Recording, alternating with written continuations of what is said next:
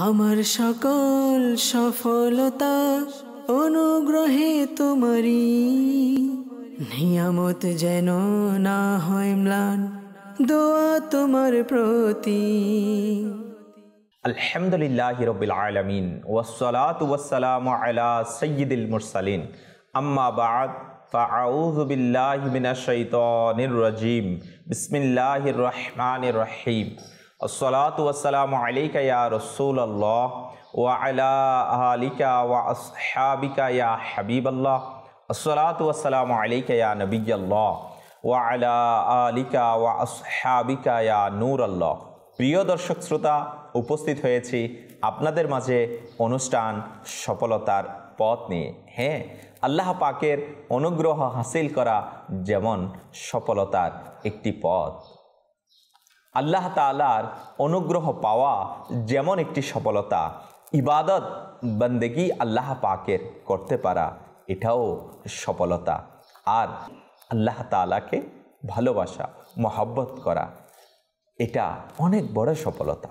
হ্যাঁ প্রিয় ইসলামী ভাইয়েরা, আজ আমরা জানব আল্লাহ পাককে মহব্বত করা। হ্যাঁ, মহব্বতে ইলাহি এটা কেমন বড় নিয়ামত, কেমন বড় বান্দার জন্য সফলতা।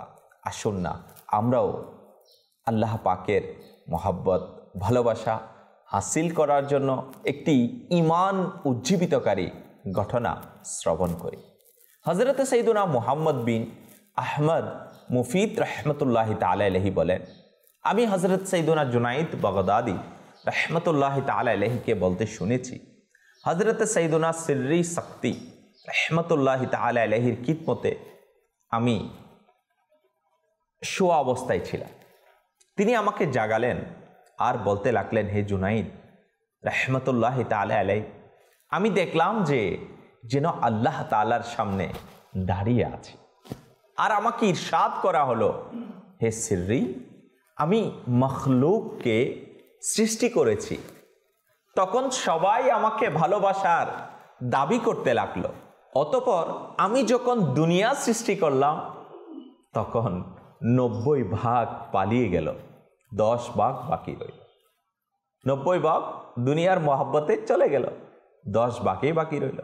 অতঃপর আমি জান্নাত তৈরি করে তখন বাকিদের মধ্যেও 90 ভাগ পালিয়ে যায় আর 10 ভাগ বাকি রইল। তারপর যখন আমি তাদের উপর সামান্য পরীক্ষা, মুসিবত অবতীর্ণ করলাম, তখন ওই অবশিষ্ট সংখ্যা থেকে 10 ভাগ বাকি রইল, বাকি 90 ভাগ চলে গেল। আমি অবশিষ্ট লোকদের জিজ্ঞাসা করলাম, তোমরা না দুনিয়া চেয়েছ, না জান্নাত, আর না মুসিবতের কারণে পালিয়ে গিয়েছ, আসলে তোমরা কি চাও? আর তোমাদের উদ্দেশ্য বাকি রয়েছে? তখন তারা আরজ করল, আমাদের উদ্দেশ্য হলো শুধু তুমি আর তুমি। তুমি আমাদের উপর মুসিবত প্রেরণ করতে থাকো, তারপরও আমরা তোমার মহব্বত ছাড়ব না। আমি তাদেরকে বললাম, আমি তোমাদের উপর এমন এমন মুসিবত ও পরীক্ষা প্রেরণ করব যা পাহাড় পর্যন্ত সহ্য করতে পারবে না, অর্থাৎ পাহাড়েরও সেটা সহ্য করার ক্ষমতা নেই। তখন তোমরা কি সেটার উপর ধৈর্য ধারণ করবে? তখন তারা বলল, কেন নয় মাওলা, যদি তুমি আমাদের থেকে পরীক্ষা নিতে চাও তবে যেমন ইচ্ছা পরীক্ষা নাও। তারপর বললেন, হে সিররি, এরাই আমার প্রকৃত বান্দা আর সত্যিকারের বন্ধু। প্রিয় দর্শক শ্রোতা, এই ঘটনা থেকে জানা গেল আল্লাহ তাআলার নেক বান্দারা সবসময় ধৈর্য ও কৃতজ্ঞতা প্রকাশ করে, তার সন্তুষ্টিতে সন্তুষ্ট হয় এবং কখনো মুখ থেকে অভিযোগের শব্দ বের করেন না। এই ধরনের লোকেরা আল্লাহ তাআলার প্রকৃত বন্ধু, আর তারাই আল্লাহ পাককে সত্যিকারভাবে ভালোবাসে। আর যারা আল্লাহ পাককে ভালোবাসে তারাই তো সফল কাম দুনিয়া এবং আখিরাতে। আমাদেরও উচিত আল্লাহ তাআলার ভালোবাসা পাওয়ার জন্য তার পক্ষ থেকে আসা মুসিবতের উপর ধৈর্য ধারণের অভ্যাস করা। ঈমানদারদের আল্লাহ তাআলার প্রতি কেমন ভালোবাসা হয়ে থাকে আসুন শুনি। যেমন আল্লাহ পাক ইরশাদ ফরমান দ্বিতীয় পারা সূরা বাকারা এর 165 নম্বর আয়াতে, ওয়াল্লাযীনা আমানু আশাদ্দু হুব্বাল লিল্লাহ। কাজুল ঈমান থেকে অনুবাদ, এবং ঈমানদারদের অন্তরে আল্লাহ তাআলার ন্যায় কারো ভালোবাসা নেই। আল্লাহ পাকের মনোনীত বান্দারা সমস্ত সৃষ্টির চেয়েও আল্লাহ তাআলাকে বেশি ভালোবাসে। আল্লাহ তাআলার ভালোবাসায় জীবিত থাকা এবং আল্লাহ তাআলার ভালোবাসায় মৃত্যুবরণ করাটা তাদের জীবনের একমাত্র উদ্দেশ্য ছিল। নিজের প্রতিটি আনন্দে আল্লাহ তাআলার সন্তুষ্টিকে প্রাধান্য দেওয়া, নরক বিছানা ছেড়ে আল্লাহ তাআলার দরবারে সিজদায় অবনত হওয়া, আল্লাহ তাআলার স্মরণে কান্না করা, আল্লাহ তাআলার সন্তুষ্টির জন্য অস্থির হওয়া, শীতের দীর্ঘ রাতে দণ্ডায়মান আর গরমের লম্বা দিনে রোজা রাখা, আল্লাহ তাআলার জন্য ভালোবাসা, তার এই জন্যই শত্রুতা পোষণ করা, তার জন্যই কাউকে কিছু দেওয়া এবং তার জন্যই কারো সংস্পর্শ থেকে বিরত থাকা। নিয়ামতের উপর শুকরিয়া, মুসিবতে সবর, প্রত্যেক অবস্থায় আল্লাহ তাআলার উপর ভরসা, নিজের প্রতিটি কাজ আল্লাহ তাআলার উপর সুপর্দ করা, আল্লাহ তাআলার হুকুমের উপর আমল করতে সবসময় প্রস্তুত থাকা, অন্তরকে অন্যের ভালোবাসা থেকে পবিত্র রাখা, আল্লাহ তাআলার প্রিয় বাজনদের প্রতি ভালোবাসা রাখা, আল্লাহ তাআলার শত্রুদের প্রতি শত্রুতা পোষণ করা, আল্লাহ তাআলার ভালোবাসার আকাঙ্ক্ষী হওয়া, আল্লাহ তাআলার কালাম কোরআন শরীফ তেলাওয়াত করা, আল্লাহ তাআলার নৈকট্যপূর্ণ বান্দাদের নিজের অন্তরের মধ্যে স্থান দেয়া, তাদের প্রতি ভালোবাসা রাখা, আল্লাহ তাআলার প্রতি ভালোবাসা বৃদ্ধির জন্য তাদের সংস্পর্শ গ্রহণ করা, আল্লাহ তাআলার সম্মান মনে করে তাদেরকে সম্মান করা। এই সমস্ত কাজ এবং এগুলো ছাড়া আরো অন্যান্য কাজ এইরূপ রয়েছে যা আল্লাহ তাআলার ভালোবাসার জন্য দলিল আর তাদের দাবিও শেখায়। শেখে তরিকত আমিরে আহলে সুন্নাত দাওয়াত ইসলামের প্রতিষ্ঠাতা হযরতে আল্লামা মৌলানা আবু বিলাল মোহাম্মদ ইলিয়াস আত্তার কাদেরী রজভী জিয়াই দামাত বরকাতুল আলিয়া আল্লাহ তাআলার দরবারে আরজ করলেন, মুশকিलों में दे सबर की तौफीक, अपने गम में फख्त गुला या रब। যে আল্লাহ তাআলাকে ভালোবাসে তার রাত কিভাবে অতিবাহিত?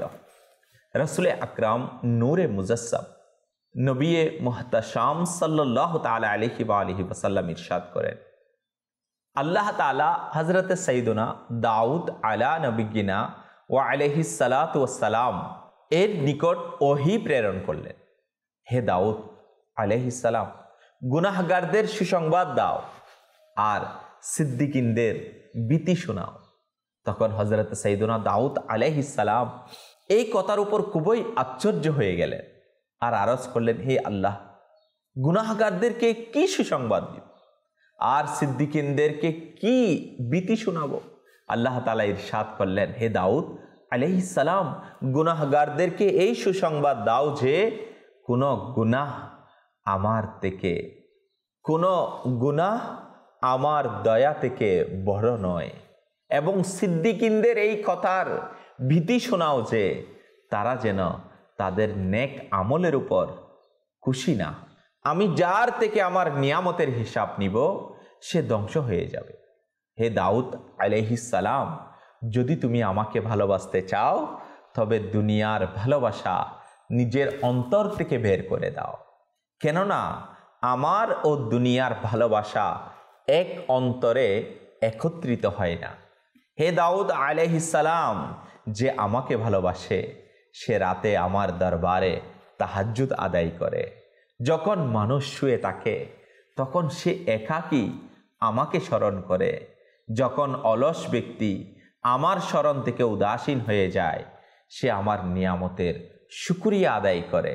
যখন উদাসীন ব্যক্তি আমার থেকে উদাসীনতা অবলম্বন করে, मेरे दिल से दुनिया की चाहत मिटा कर उल्फत में अपनी फना या इलाही, इबादत में गुजरे मेरे जिंदगानी, करम हो करम या खुदा या इलाही। প্রিয় দর্শক শ্রোতা, আল্লাহ তাআলার প্রকৃত ভালোবাসা তখনই অর্জন হতে পারে যখন আমাদের তা অর্জন করার পদ্ধতি জানা থাকে। আল্লাহ তাআলার ভালোবাসা পাওয়ার সবচাইতে বড় পদ্ধতি হলো এটাই যে তার প্রিয় হাবিবে লাবিব সাল্লাল্লাহু তাআলা আলাইহি ওয়া আলিহি ওয়াসাল্লামের প্রতি সত্যিকার ভালোবাসা এবং প্রতিটি কাজে তার অনুসরণ করা। কেননা আল্লাহ তাআলা তার ভালোবাসা পাওয়ার জন্য নবী করিম রউফুর রহিম সাল্লাল্লাহু তাআলা আলাইহি ওয়া আলিহি ওয়াসাল্লাম এর অনুসরণ বাধ্যতামূলক করে দিয়েছে। প্রিয় দর্শক শ্রোতা, সফলতার একটি পথ তো এটাই আল্লাহ তাআলাকে ভালোবাসা। যদি বান্দা আল্লাহ পাককে সত্যিকারভাবে ভালোবাসতে পারে তাহলে সে রবের নিয়ামত অর্জন করতে পারবে। আর রবের ভালোবাসা এটা কেমন? রব্বুল আলামিনের পক্ষ থেকে দয়া যাকেই প্রদান করা হয় সে আল্লাহ পাককে ভালোবাসবে। আর আল্লাহ পাককে ভালোবাসার একটি পদ্ধতি হচ্ছে আল্লাহ পাকের প্রিয় মাহবুবকে ভালোবাসা। কেননা আল্লাহ তাআলার প্রিয় রসুল সাল্লাল্লাহু তাআলা আলাইহি ওয়া আলিহি ওয়াসাল্লামের ভালোবাসার মাধ্যমেই তো রবের ভালোবাসা অর্জন করা যায়। আলহামদুলিল্লাহ, দাওয়াতে ইসলামী আমাদেরকে আল্লাহ তাআলা ও তার রসুলের ভালোবাসার দিকে আহ্বান করছে। আসুন না সফলতার পথ এই অনুষ্ঠান থেকে আমরা আল্লাহ পাক ও তার রসুলের ভালোবাসা অর্জন করার চেষ্টা করি এবং আমাদের জীবনকে আল্লাহ ও তার রসুলের ভালোবাসায় গড়ে তুলি।